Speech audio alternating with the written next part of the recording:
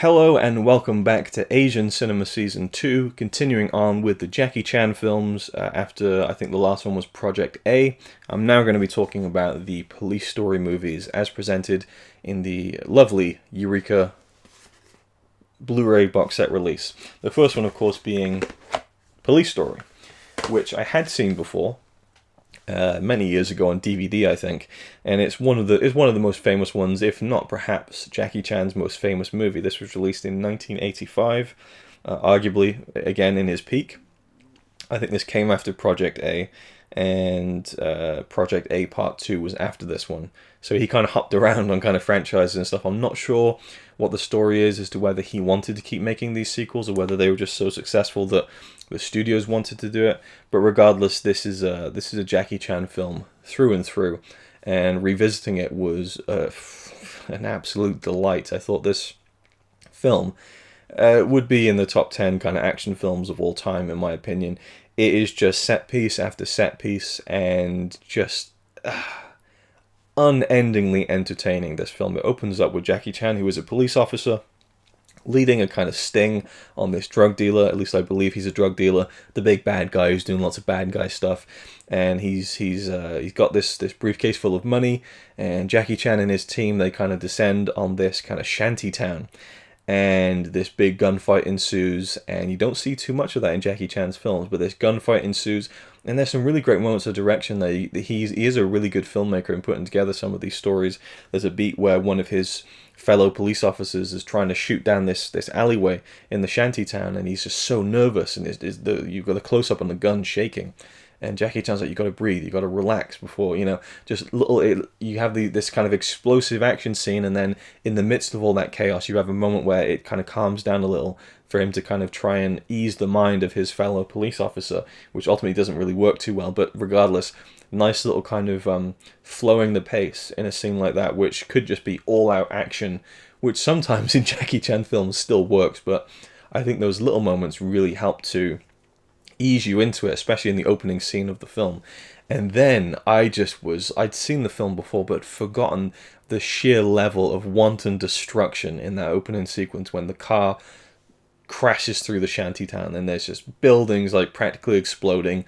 It is unbelievable. The scope and scale of which this sequence was mounted is just unbelievable to me. Like I was just blown away. And then what I love about the film is that he essentially catches the bad guy with the money, and then the bad guy says, well, I'm not the guy. And the whole movie is about Jackie Chan trying to prove that this is actually the kind of guy who's the head of this whole kind of operation. Even though he caught him red-handed with the money, and he tried to bribe Jackie Chan, saying, hey, I'll give you some of the money if you let me go.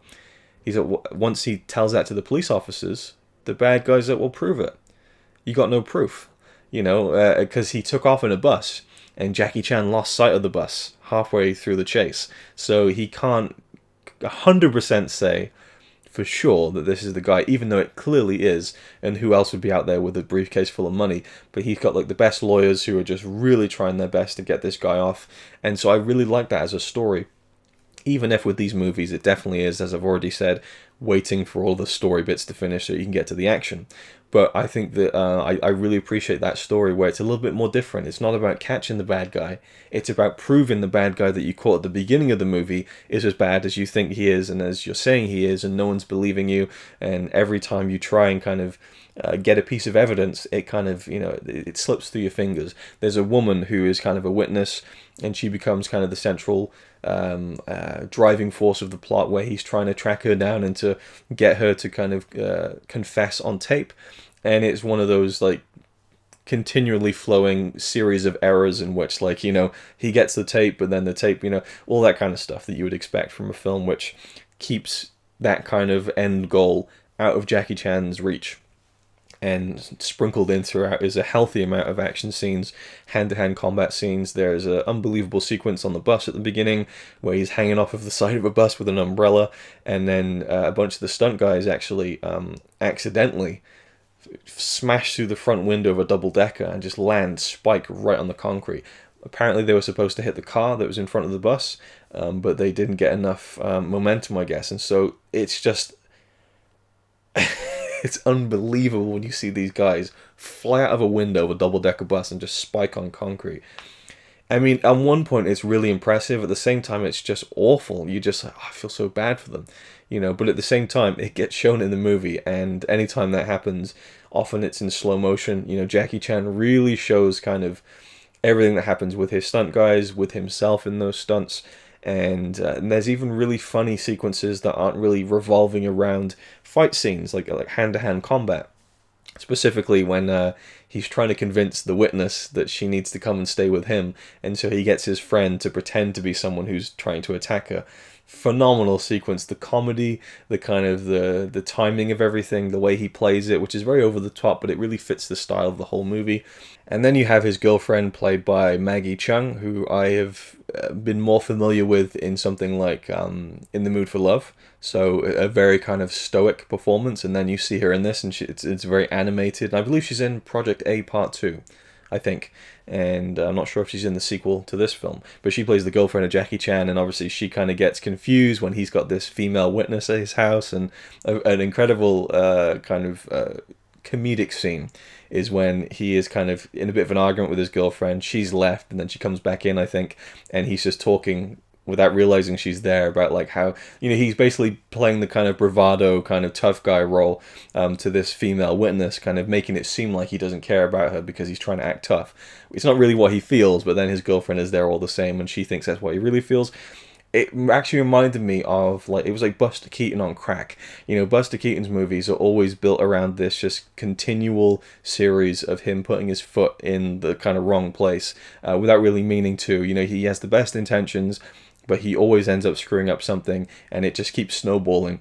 And with Jackie Chan, it's the same kind of thing, and you can obviously see through some of his stunts that he was a fan of Buster Keaton through the kind of homaging that he does, and even Harold Lloyd in Project A. But I think he also took some of that comedic timing and sense of this lead character, who often gets kind of the kind of the butt. He becomes the butt of the joke in a lot of cases, and Jackie Chan isn't afraid to make himself look like the fool, because then that just makes the audience want him to kind of win more at the end and kind of prove himself right, I suppose. There's another great sequence where he's answering all different phones, which again has nothing to do with fight choreography, but it's all these little tiny details that he puts into his films. And there's a great interview with him where he's talking about, like, you know, it's not that impressive what I can do, it's just that I put in the reps, basically. And that's not something he actually said verbatim, but he will, you know, have the camera rolling and try to do this tiny little weird thing like hundreds of times until he gets it right. And so you watch it in a film like, wow, I can't believe he did that, and flicked the pencil and grabbed it, and he's holding all these phones. The reality is he probably tried that about 100 times until he got it right. But then you see it in that one take, and it's just so impressive, you know. And it's part of what makes movies entertaining, when you can make something that probably wouldn't happen in real life and then expand that to like a 2-hour movie. I don't think this is about an hour and a half, an hour and 40 minutes, but regardless, you get what I'm talking about. And then we lead into like the back end of the movie with just some incredible stunts. There's one moment where a bad guy gets thrown out of a balcony, and he falls over this like metal railing and like necks, and then lands on the, oh my, it's just unbelievable stuff that these people shouldn't have put themselves through, but seeing as they have, I'm going to enjoy it, you know, and be impressed by it. And I was wondering throughout the whole film, is this the one at the shopping mall? And the longer the film got to the end, I thought maybe it isn't. Maybe that's Police Story 2. And then they get to the shopping mall, and I was like, oh boy, this is going to be great, because I remembered how incredible that sequence is. And it is one of the finest action set pieces ever, I think. And it's so extravagant, it's so over the top, but I love it because of that. And apparently I read the crew on the film took to calling the movie Glass Story, because in that sequence in the shopping mall, Jackie Chan and the female witness, they're fighting all sorts of bad guys and smashing them through shop windows, through just glass. There's just glass smashing everywhere. And it's like even to the point where he'll pick someone up and smash them through a glass box, and like the bottom half of their body will go through it, and then they'll flip down as they're falling, and their head will smash through another pane of glass underneath. Like, it's so over the top, but kind of brilliant. There's one beat where he gets knocked over by a motorbike, I believe it's a motorbike, or at least some sort of bike, and he falls over. And it's a stunt guy. You can see it's not Jackie Chan. Me and Connie were like, what? how, with everything he's done, a simple fall onto the ground, he used a stuntman. It just, that baffles me.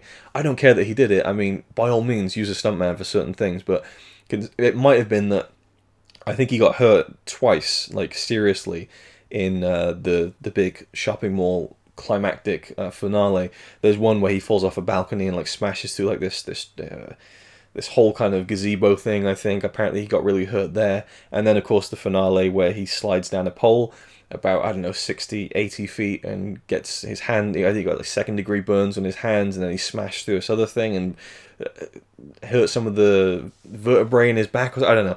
There's all sorts of injuries that he sustained, and so perhaps they just didn't get that shot of him getting knocked over by the bike. So it's like, use a stuntman, I'm fucked, you know. And apparently he was making another movie while doing this, and went right back to the other movie after doing the big stunt at the end of this, but then realized he couldn't move.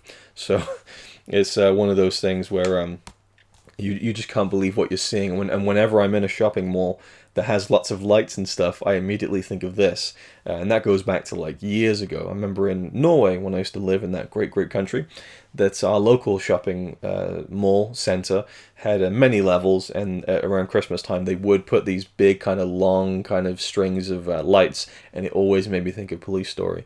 So that was one of those sequences that always stuck out in my memory. I just wasn't sure if it was in this film.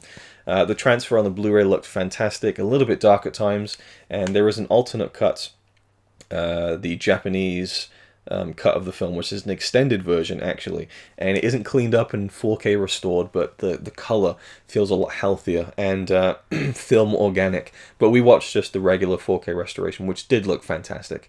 It's just that some of the blacks look a little bit too black, like it's almost like the contrast has been put up too much.